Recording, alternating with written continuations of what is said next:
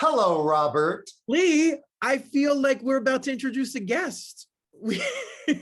You are the guest. No, that makes me so uncomfortable. Really? Yes. I've only just begun. Are you? I'm ready. I want all the deep probing Get questions. ready.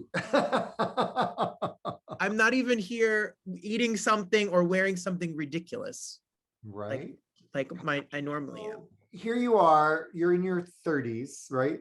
Mid 30s, late 30s. What are you? 30s? Late. I'm 37. 37. Okay. And you just released your debut solo recording. Well, With almost. July 2nd is the release date. Yeah. Did you grow oh my gosh, props. That looks great. Thank you. Thanks to you. Can I just say, I am so efficient that I had the stock shipped to you and nobody sent me a copy. You don't have a copy? No, I don't have a copy. I'll mail you a copy today. I owe you a mail. I'm going to mail you a copy. I appreciate it. I just thought of that this morning. I was like, I can't even hold up a copy because they shipped out. They're beautiful. They're so beautiful. If you don't have a CD player, they just look great on your coffee table. Oh my God, you were like trained by Carol Merrill. Carol Merrill. I did. I went to the Carol Merrill. Do you get the reference? No, I knew Vanna White. See, I'm aging myself, but before Wheel of Fortune, there was The Price is Right. And Carol Merrill always. Oh, I love The Price is Right. Do you know they have Price is Right guys now? Yes. Anyway, enough about daytime game shows. Did you, are you the only musical person in your family? Are there other recording artists in the Bannon household? I know there's a policeman, but your brother's a policeman. Your brother's a policeman. Well, Lee, you sang at a young age. I did. I can't help but Barbara Walters and ask a question back. I can't help it. Like Who wants to know about me? I started singing when I was in 5th grade. They cast me as the Tin Man in the Roosevelt School elementary musical, and I was so terrible. But my family no one sings and nobody plays an instrument, but they love music. My mom, every morning when she made breakfast, she would play music. She was like a hippie. Like she loved Carly Simon, and she got into Janis Joplin and all of that stuff. And my dad was like a folk rock kind of Chicago Earth, Wind and Fire guy. And there's lots of pictures of me with big headphones on, listening to music. And I always liked music, but I loved cheesy music. Like I loved Manilow, as we all know, and as you know. And that was not my parents' thing. But in 6th grade, I begged them to take me to Radio City to see his tour. And I felt like, I was like, that is what I want to do. I want glitter. I want to be in the closet. Okay. I want I want to marry a woman. I don't want anyone to know. No, I just loved his showmanship and the dramatics. Everything. So when you then got married, your parents were shocked. Well, yeah, because I was loving Barry. My 6th grade yearbook, I'd said my favorite movie was Funny Girl, and I was wearing a King and I polo shirt.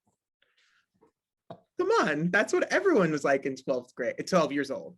Oh my God. My favorite actress was Barbra Streisand. But your folks were supportive of your musical endeavors and being in the school plays and everything. Well, I grew up 5 minutes from the George Washington Bridge. So my dad, when he realized I wasn't going to play baseball and basketball, I was going to sing and want to act, they would take us to a show a month. So one Sunday a month, we would see a Broadway show. Wow, that's amazing. And he would my mom and him would buy the posters and hang them in the house, because they really were big on fostering whatever me and my brother were interested in. They let us be that creative. Yeah, they were awesome like that. That is so great. I love that. I remember later in my life, my mom shared with me that it was always so hard coming to like the school plays and whatnot, because she was like, you wanted this so badly and you were just so awkward. Oh no. That's what she told me. She said to me, Adina said to me, oh, it was so sad watching you because your head was so much bigger than your body. Oh, how old were you? I don't know, but evidently I was mongoloid or something. I don't know. You have to cut that, but We'll edit that out too. this is what my mom told me after, give her a couple glasses of wine and she will She'll tell tell you exactly what she was thinking all those years ago. But anyway, that's so great that your parents, who had no history or background in show business or anything like that. My mother was in music. She was a music major and a music teacher, and she Oh, so sang. she, Oh, my mom was like under contract with the Philadelphia Opera Company my entire childhood. And so, for me to have an interest in the arts, there was a familiarity, not with my dad so much. He has no musical ability, but my mom did. So, it wasn't new, but like for your family, you had this passion that was new. And so that's great that they they worked it into your upbringing. and I don't know how they, I know how expensive it is to have kids and Broadway show tickets, but like I'm telling you, even live music, like if my parents went on a date night to a concert to see Elton John or Billy Joel or Phil Collins or Gloria stuff, like I'm thinking as a kid, they took me and my brother because they wanted us to have the exposure. And as I grew up, that's something that I never realized was rare and special. And they just always wanted to try to Going out on dates with your parents. go, right. We were on date night with our parents, but some of it wasn't always appropriate. Like my brother was 8 at Rent, or, like there were certain things where my mom was like, oh man, maybe we shouldn't have taken them to this, but they always wanted to include us. They always fostered art. Wow. Hi, The Jack. album, Jackson, the album is titled Unfinished Business. Discuss. I came up with this. It has a lot of meanings. Thank you. It's not, I'll give you a topic. I started taking music seriously. I was in the first musical theater class at Juilliard Preparatory School under Burton Rauser. I started working a lot and doing musicals and doing concert appearances as a kids choir from Juilliard. And I'm talking about my parents being in over their head. They would drop me off there. I had no idea what it meant. We were doing shows at like the Beacon Theater as tributes to Laura Neer, all this work as a kid. And I ended up getting really, really sick. I had chronic Lyme disease that was diagnosed, that turned into meningitis. And my entire high school, 9th grade till 12th grade, I was homeschooled and in Baltimore at Johns Hopkins. Yeah, look, you learn something new every day. You were in a hospital for 3 years? Doing hyperbaric oxygen chamber. So I didn't have to stay overnight, but we would do 2 months on, 1 month off, 2 months on, 1 month off. I had gained 100 and something pounds and I was sick, like sick. So I stopped singing. And then the years that are formative, when you have your first crush, you go on a first date, you're 16, 17, I wasn't there. I didn't have any of that. You were like the boy in the plastic bubble. I was the boy in the plastic bubble. I was the kid that people were like, I think I went to high school with him, but he was never there because he was sick. So when on our show, I told Adam Pascal,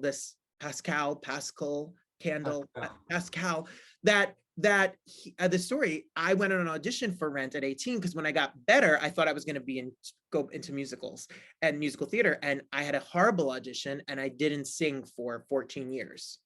So after the audition, I just was like, this isn't for me. I met a girl. I had a job selling tickets, and I met her at this performing arts center, and I adored her and thought she was enchanting, and we were best friends. And I thought, this is what I'm supposed to do. I love her, and I love her to this day. So I told you there's many layers to this unfinished business story. And we were married. We spent 16 years together. And then when we got divorced, which is a whole soap opera that I'll save from when I'm booked on the Jerry Springer show or something fun, I realized my whole life that I had planned to be a teacher, I had my principal's license. I got a master's that was received in English because I can't spell or do grammar for nothing. For anything, see, that was my point, for nothing. And then I went to my brother one day, heartbroken and lost. And he was like, I think you like to sing and act. You should do something local. And local turned into bigger, and then acting school turned into bigger. And then, I'm not saying anything big has happened, but it's been a journey to finish something that I wanted as a kid. That's amazing. Wow.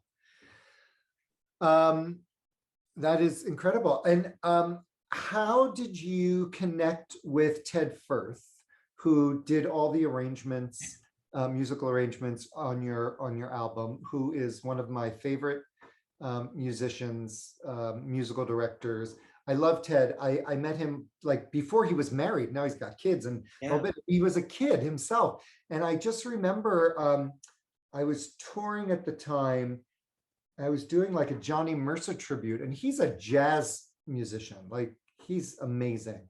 And he subbed for one of my concerts, and it took on like a whole new meaning because of how he infused Ted Firth into the arrangements, and it was glorious. And I adore him and adore working with him. So when Jimmy Merchant, your sax player, connected with me because he was a student of the guitarist Joe Rabo that I tour with, crazy.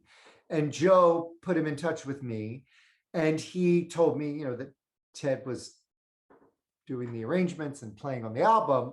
I knew that, I know Ted, so I knew that it would be brilliant. How did you find Ted? Well, to piggyback on that story is that for a long time, Lee, and I'll get to talking about you and praising you and what I want to say to you, but for a long time over the past few months, as me and you have planned this and we've went through packaging and we listened to the music and we planned this album, it's been like a divine, weird journey. Even our journey together sometimes takes me a minute to think about, because I had no idea that I would ever be able to put out an album, never mind on a label, never mind have someone like Ted or you involved in it. Never mind have the people on it, like Jane Monheit on it. Like it never was an intent, like it never was, that was out of my realm of possibility. I had seen Shoshana Bean at 54 Below, and I left 54 Below and I said, I could fill 130 seats. Like I'll rent the space. I just wanted to have it on my resume. I was like, I'll just book a show here. And they ended up watching my videos and they said, we'll give you a night, Thanksgiving Eve at 9:45. So I said, I'm going to sell this out because I'm going to prove to them I will get the people from New Jersey. I will sell it out. We sold out the night and I did the show, and Jimmy was posting about it because he played saxophone and I wanted a band. Like I wanted to do, this was going to be, sorry for my rude So who was your musical director? I had a guy at the time who was a piano player who ended up, that was his last job for me because okay. it was just right. And, all right. And we left and Jimmy heard from Joe, and Jimmy and me talked after the show and he said, what if we do Jimmy and I, as we say in proper English thing. Jimmy and I, and Jimmy is hungry. Like I'm old, and I'm hungry, but Jimmy is young and hungry. Yeah. And Jimmy was like, we're gonna do a single. And he introduced me to somebody who shall remain nameless, who said, we're gonna make a song and we're going to get a good team of people around you. And he had worked with Ted. So he reaches out to Ted, asks Ted to do a song for me. I meet Ted. Me and Ted arrange How Deep is the Ocean. Ted and I make arrange How Deep is the Ocean. And then me and this other person end up not working together. So I reach out to Ted and I say, I think we're going to make more music. And I'm not working with this other person anymore, because he wanted to take 50% of it and then take 25% of my 25% and etc. We're like working with someone like out of Central Cast team for The Sopranos. It literally, we have a Bronx Tale reunion, which will have passed by the time you see this. He was starring in it. Long story short, we get out of that deal, and Ted gratefully stayed on with me and played with me. And ignorance is bliss. Was never my world. So I read Ted's bio, but like Marilyn May and Tony Desar and all of the people that he's always with, I just showed up and was like, I want to sing How Deep is the Ocean as a duet. And I just blindly, just fearlessly and naively just trudged ahead. Right. But he's really like his ear for music. Oh, he's brilliant. His chords and how he works, and he's brilliant. Yeah, he's brilliant. Well, I think it's great, and I think the end result is beautiful. And the fact that you did this all during a pandemic and it's hard enough. I mean, doing an album, let alone your debut album, and you want everything to be perfect. And obviously, during a pandemic, you have to throw perfect out the window and just show up and be with it. And the tracks are really solid. I'm so thrilled that back in the fall you snuck out to LA, which was great, and we were going to go in the studio and just like punch in a couple of pickup lines here and there, and I think we ended up re-recording all of the vocals in the moment, and it worked out perfectly. And there's the continuity is so much better that way. Absolutely. And you got to work with Gabe, my favorite engineer on the planet. Well, Lee is, and if you know Lee and I from Quarantine Cabaret and Cocktails or the Broadway Cast Reunion Series, or Lee from his own recording career and contracting career and record company career, etc., Renaissance man that he is. Lee is, I bring the crazy, but Lee brings like he does things perfectly. Nothing that Lee does there's no I that's not dotted, there's no T that's not crossed. He sat with me, he listens to the vocals, he understands the emotion. We're both actors, we're trained actors, so there's a story that Lee is looking for, the pull and a sound, and then anything that is done with the wording, anything that is done with the lyrics, anything that it doesn't sound right, you have such an eye for detail. And that's something that I, in my tornado style, like just bulldoze through. So together, in a tough circumstance where we've only met each other for 2 days, and all of the musicians and everyone recorded from home. No one was ever in the room together. So everyone recorded from home. And then Gabe, God bless his heart, took these puzzle pieces and literally built each song piece by piece. Yeah. And that's what took the time. But I would be hard pressed to see if you notice, if you listen, it sounds like. Oh no, it sounds great. And let's talk about Jane Monheit.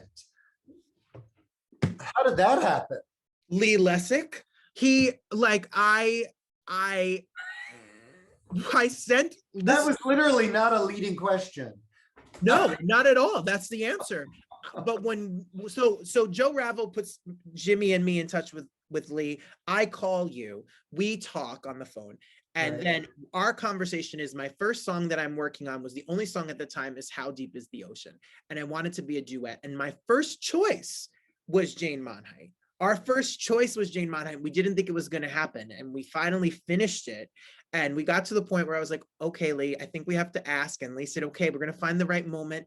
And Lee texts her, I'm talking about you like you're not here. And you text her, and she responded right away and said, okay, I'm in. Yeah, it was great. It's all about the timing. It really is all about the timing, because I know Jane for many years, but very peripherally. And I booked concert dates for her and stuff over the years, but it's all about the timing. And, we were trudging through the quicksand of a pandemic. Mm-hmm. And, but then there was just one day where I was like, I don't know, I felt like, like the heavens of possibility opened up. Mm-hmm. I was like, this is the moment. And it was perfect. And she was delightful and thrilled to be part of it, and so supportive, and it sounds great. So there you go. Not only did she sing it at home, she recorded herself singing it, let us use the footage. She has written me, promoted it.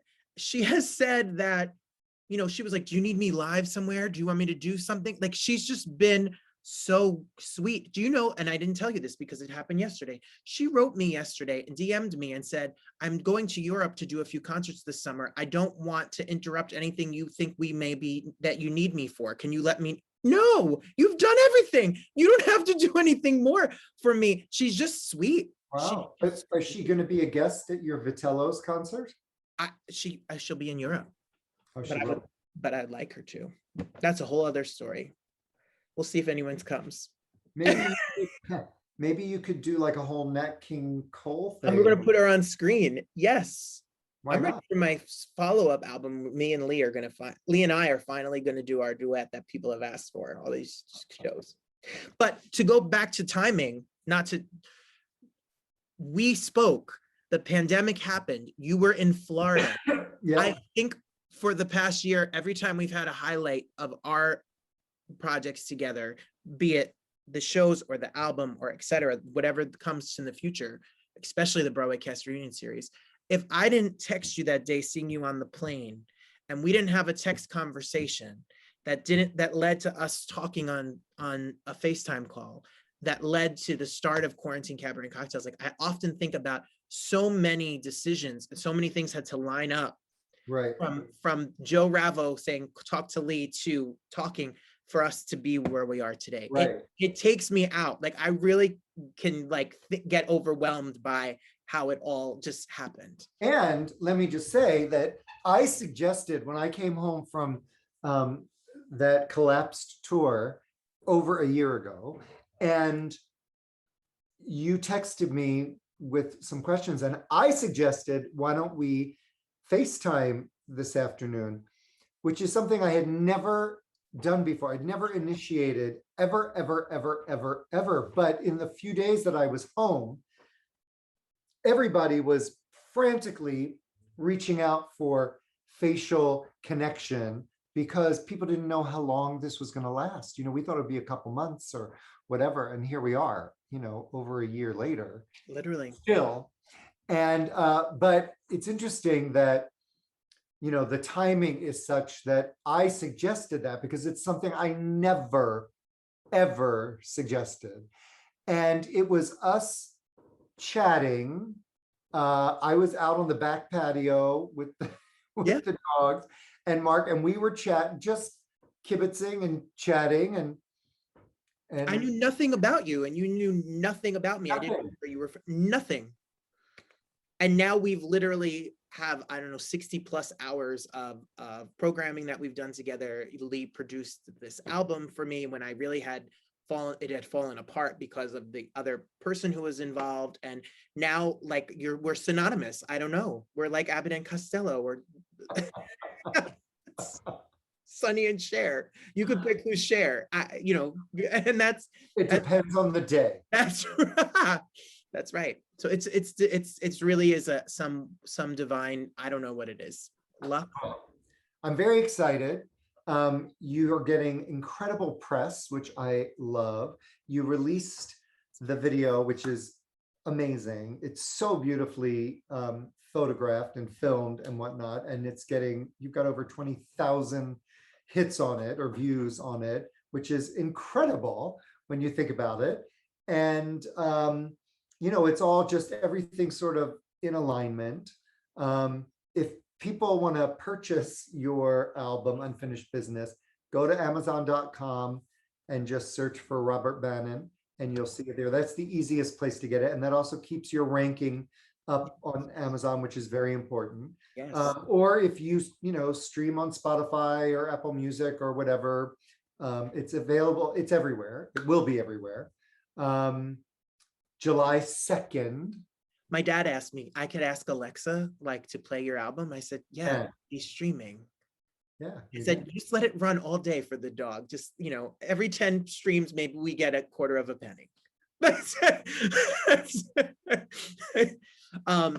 video, I have to say, thank you to Kyle Ball. Me and Kyle went to William Esper acting school together. He wanted to be a director. He did that whole video by himself. Wow. We did it on a weekend. He had one camera. Did he create the storyboard in advance? So he knew what he needed.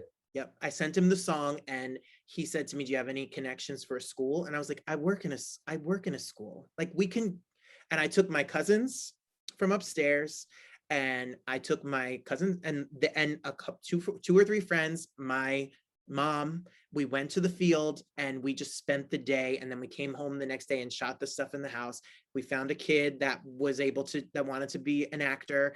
And we just did it for nothing. He literally any money I gave him, he went and rented a camera and he put it together pretty fast. Cause it was a week he had edited it. And the timing, again, it's all about the timing. We did not plan for this to come out on July 2nd, but that song came out, that video came out June 2nd, the start of Pride. Father's Day is June 17th. The album comes out July 2nd. It wasn't even in my mind, but it seems that hopefully people connect to the song. Matt Gould and Griffin Matthews, who's our friends, wrote the song. I was in a workshop for a show that they were trying to put together called Family Project, and they had written a song and they sung it, and everyone cried. And I thought to myself, this song is beautiful. There's this beautiful story. It's not a coming out story. It's not only an LGBTQ story. It's a family. And when I came out at a much later age in life, because I got divorced at 33, I did a little show, like a little cabaret show in New Jersey on my dad's birthday. And I don't even think you know the story. Everybody, my whole family was there, and all my dad's friends and everything. And I had this song as like one of the last songs, and never told anyone I was going to do it.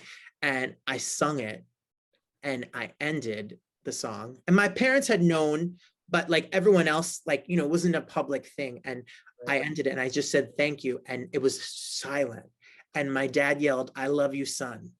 And everyone just stood and clapped. And like, that was, I never talked about it. Like, that was it. So when it came down to picking songs, I didn't have anything original. I wasn't planning on having anything original, but the song just stayed in my head. So I emailed Matt and I was like, what do you want for me to sing this song? Do you want money? Do you want to, like, what do you want? And he was like, just take it. That's amazing. That's how they are. So That's amazing. yeah, I hope somebody listens to it. I hope a dad or a kid knows that people are accepted out there, and there's, you know, good things get better, and it's going to be okay. Yeah, it's great. It's a great message, an important message. Yeah. Thank you. Wow. Well, I'm excited. I really am. You are a go-getter. I'm going to send 1,000 emails out if I have, you know, that's even how we get guests. Lee would ask people, I ask people like, you want me to sing at a car wash? I'm going. Better you than me. Well, you're, you know, people don't know this about you, but Lee is a touring artist for, I don't know how long. You've played everywhere, Europe, Mars, New Car Zealand, washes. car washes. But I'm inspired. No, honestly, and I'm not just kissing your butt because you're here and you're the producer and my co-host and run like 92% of my life now, is that he is somebody who, you built this on your own. And you wanted to sing, and you pounded pavement in LA. I know that you did. I know you were at piano bars and karaoke nights and open mic nights and singing. Like, you literally, from a cruise ship to a performing arts center, anywhere, like, you built LML Music and LML Music Presents from the ground up, like, literally. And that's really inspiring to me. And that's why it's been an honor to build QCC and Broadway Cast Reunion Series with you, and now this album. So I would never be able to do this, honestly, without you leading the way. Oh, well, that's very sweet, and it's been a pleasure. And like I said, you're a force. You are a go-getter, and I love all the press that I'm seeing. I mean, it's amazing. It's amazing. It's great, and nowadays it's a very different time than when I started this label, and you can become your own industry. And just with the tools of social media, it's astounding what you can create, and the energy that you can propel a project with, without, you know, any major company behind you, you know, which is fantastic. Which is fantastic. That's been the kind of the goal. I learned so much though this past year about us promoting and building. And then now it's just like, how do you, and I'm not that, like, before this, I was not that guy. I've just learned a lot. We've learned a lot this past plus time being home. And now we'll just send it out and, you know, send 1 million of them out to get one hit.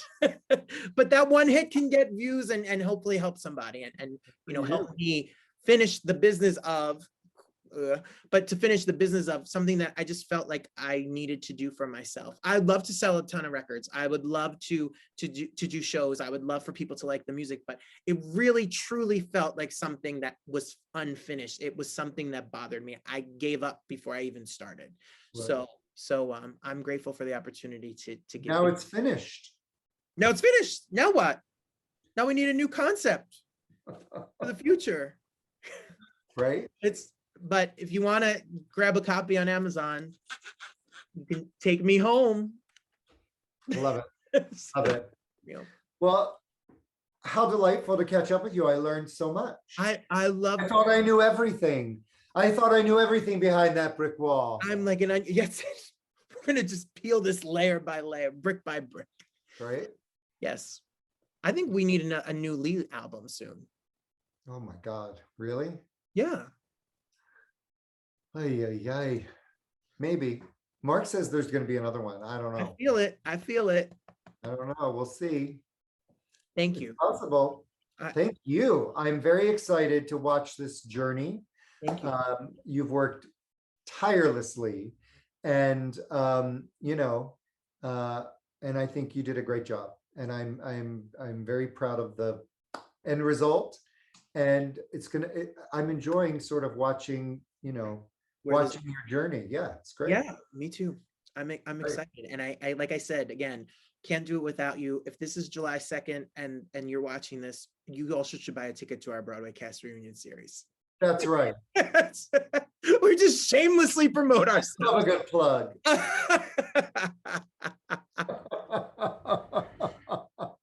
We're not done. Our business is not finished. We'll, Lee and I will be doing something soon. So thank you for everything that you have done for me. And you could choose to do this show and put music out with anybody, and you chose me, and I really Aw. grateful. Well, it's a pleasure.